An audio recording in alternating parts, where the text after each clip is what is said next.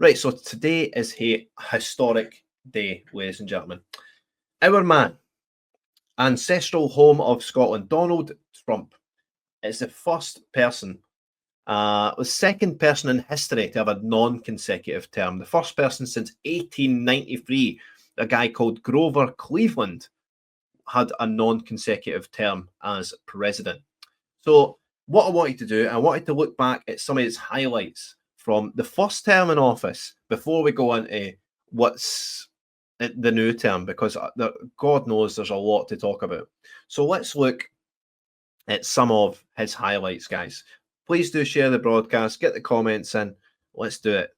The second dawn of Trump. Remember this golden age.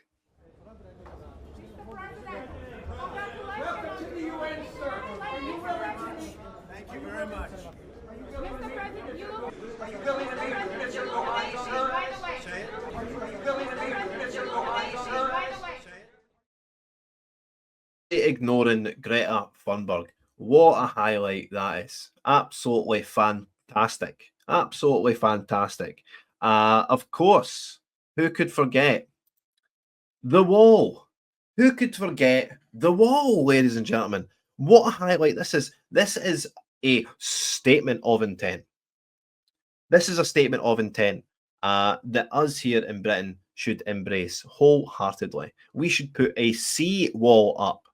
If we can't stop the boats by force with our boats, with our navy, then maybe we should put up a sea wall. We need to insulate ourselves from invasion, and this is what Trump was actually doing here. I can't mind how many miles the wall is, but look at that glorious, glorious wall, the Trump wall.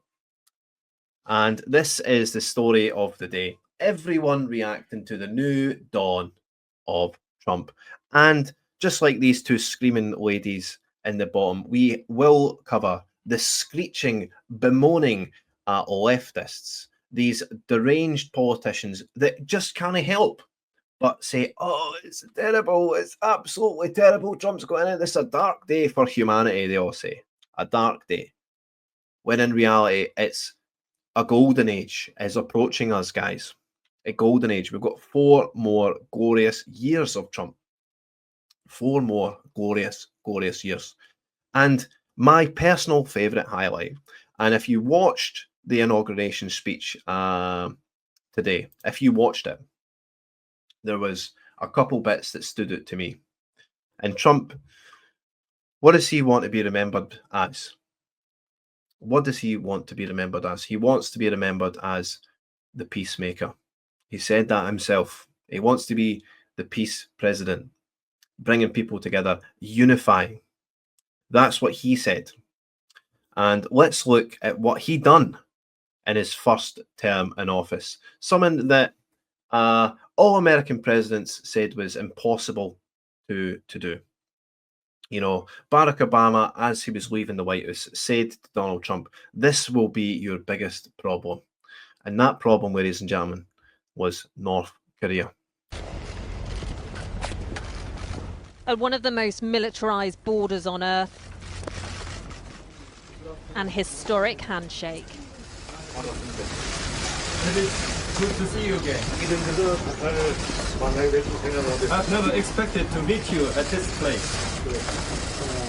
A US president, a North Korean leader, and an extraordinary invitation. If Your Excellency take a step forward, you will be the first US president to cross this line. And Donald Trump didn't disappoint. Not just stepping, but positively striding into history books, the first sitting American president to meet a leader in the North.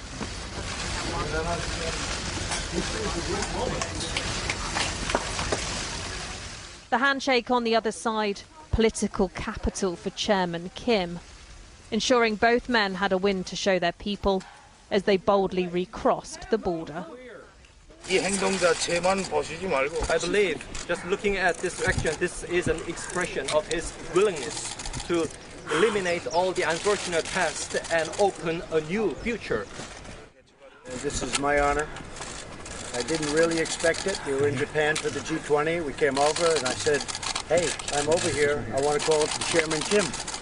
And we got to meet, and stepping across that line was a great honor. A lot of progress has been made. A lot of friendships have been made, and this has been in particular a great friendship. So I just want to thank you. That was very quick notice, and I want to thank you. And quick notice it was. A spur-of-the-moment meeting organised by tweet. After a failed summit and stalling relations, a relief no doubt for the waiting South Korean president, the long-suffering political matchmaker in this union. And it seems he wasn't the only one who was nervous. If he didn't show up, the press was going to make me look very bad. So you made us both look good, and I appreciate it. But we've developed a great relationship.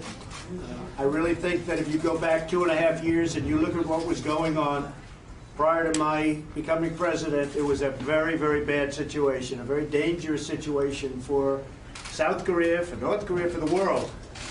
Despite Donald Trump's claims the danger hasn't passed, North Korea hasn't denuclearized, sanctions continue to bite, and recent short-range missile tests prove Pyongyang is still building its arsenal.